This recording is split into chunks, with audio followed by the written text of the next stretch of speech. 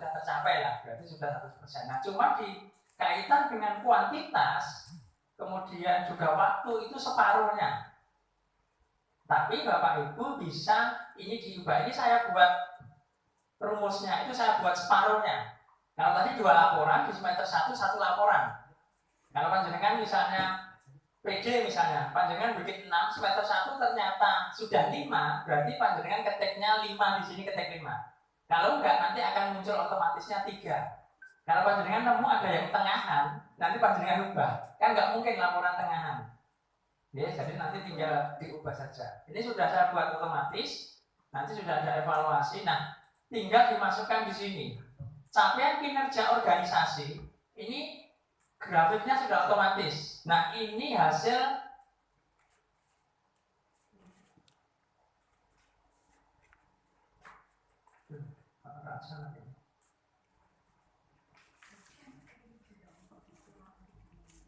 ini harus saja.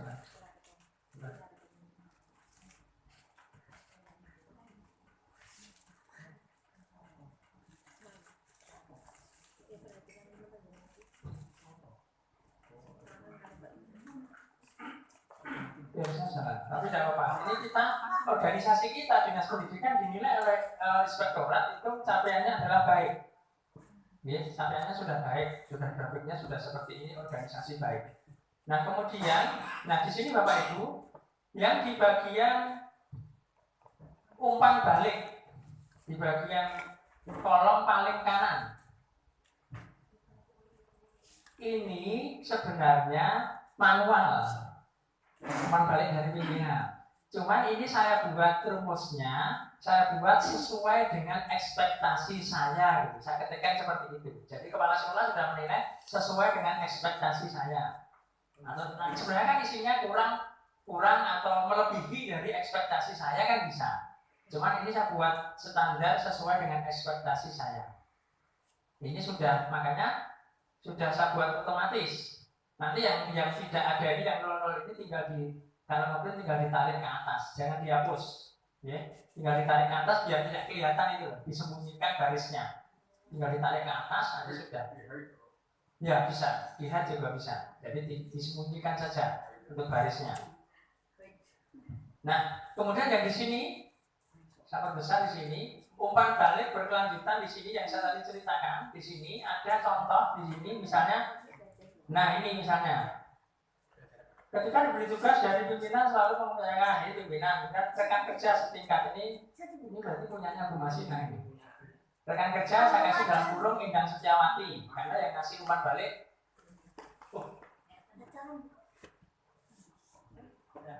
Nah yang di bagian di sini, ini bisa diedit semua, namanya diedit, ya. Hanya 2 ini sebenarnya.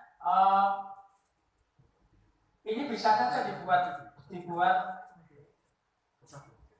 untuk mempermudah. Kemarin memang saya buat yang satu rumpun lah yang mengevaluasi. Jadi kalau berbahasa Inggris ya temannya berbahasa Inggris, saya tuliskan di situ. Baik semester 1 atau semester 2, saya buatkan di situ kemudian dituliskan di sini. Ini bisa diedit, disesuaikan. Kemudian tanggalnya adalah tanggal 30 Juni. Pembuatan SKP tanggal awal Januari yang hari efektif. Kemarin kebetulan tanggal 3 Januari hari Senin kalau nggak salah. 3 Januari, kemudian evaluasi semester 1 tanggal 30 Juni. Evaluasi semester 2 nanti tanggal 31 Desember. Ya. Ini kemarin yang naik pangkat sudah ditandatangani, belum dilalui. Karena nanti dikirimnya itu Januari 2023 itu yang diupload ke BKN. Tapi untuk ngejar waktu, nanti kalau Januari baru diminta pasti nggak kemput, nggak selesai. Karena banyak sekali dokumennya, ratusan maksudnya. Apalagi yang kemarin CPNS yang 2019 kalau nggak salah itu banyak sekali. Oke, satu guru. Kalau kemarin bisa sampai 25 sampai 30 lembar. Ini enggak ada. SKP-nya hanya 3 lembar, berevaluasi mungkin 5 lembar lah. 5 2 semester berarti 10, kalau per tahunan 5 lagi 15. banyak juga, cuman tidak ribet seperti yang SKP 2021. Begitu Bapak Ibu, ada pertanyaan kaitan dengan SKP kita?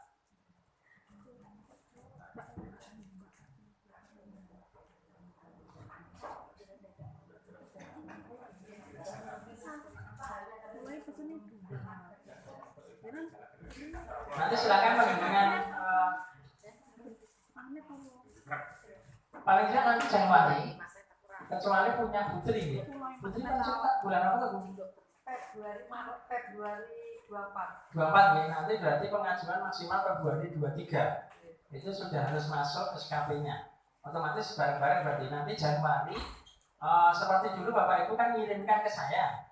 Kalau disepakati kita bikin bareng-bareng, artinya buat sendiri, cuma nanti karena ngatur formatnya ngeprint itu kadang-kadang kalau hanya langsung di print itu nggak pas, pasti geser-geser barisnya itu loh, barisnya pasti geser-geser. Jadi panjenengan isikan sendiri SKP-nya jam tahun 2022, nanti bisa dikoordinir, bisa dikirimkan ke saya SKP-nya nanti di bulan Januari. Kalau Januari baru kita print bareng-bareng. Jadi tanda tangan Bu Kepala kan masih di sini lama ya Bu.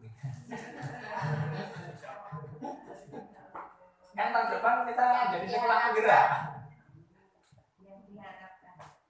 Oke, Bapak Ibu ada pertanyaan? Sudah? Jelas atau gelas? Enggak, ini sebenarnya hanya wawasan saja biar Bapak Ibu ketika ditanya oleh teman SMP itu, teman saya kerjakan sendiri, paham gitu. Ada sosialisasi, ada. Karena sebenarnya itu memang kami yang diberikan tugas ke sana itu memang wajib mensosialisasikan ke instansinya masing-masing sebagai perwakilan dari BKUI.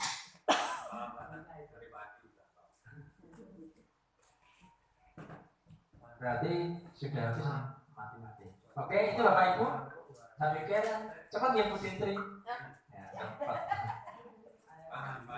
Ya, itu ada yang kaitannya dengan kinerja yang kita itu enggak? Ini sekarang yang terkoneksi langsung dengan aplikasi BKN itu adalah Simpek, Pak. Iya. Yang Simpek yang kemarin saya sharekan, panjenengan input SKP, input diklat, itu yang terkait langsung dengan nanti di aplikasinya BKN. Kalau yang kinerja itu di kabupaten, jadi belum. Makanya isinya saya yang penting hijau itu udah. Dan yang dilihat di KPP sementara ini adalah kaitan dengan TPP, yang TU. Sementara ini yang dilihat itu. Tetapi kalau terjadi keanehan, pengalaman SMP 3 itu ditegur. Jadi ditegur ada yang absennya itu, absennya kok selalu pulang cepatnya dan pulang cepatnya terlalu. Misalnya jam 10 atau jam 2 gitu, bahkan ada yang bisa absen. Ada yang install aplikasi itu baru pas kepala sekolah yang baru install aplikasi ada. Didatangi BKPP kok. Aduh.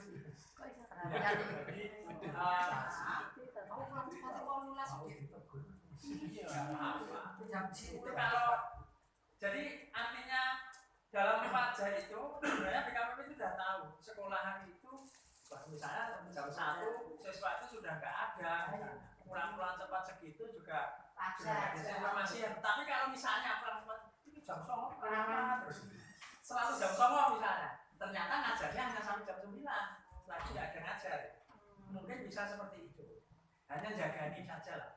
Tapi ya kita sudah pintar semua nih, ada yang banyak sudah punya 2 HP. Apa ganti Silome malah Silome ganti cilok. ganti cilok Itu Bapak Ibu, saya pikir itu kemudian sedikit menyinggung kemarin ditanyakan Bu Kepala kaitan dengan izin ya. Kemarin ada yang tanya ke saya, Pak berarti kita punya hak dong cuti. Betul, kita punya hak cuti.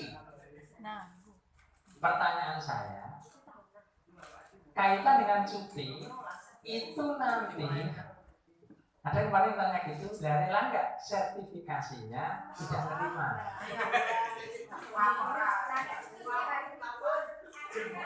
Tetap enggak.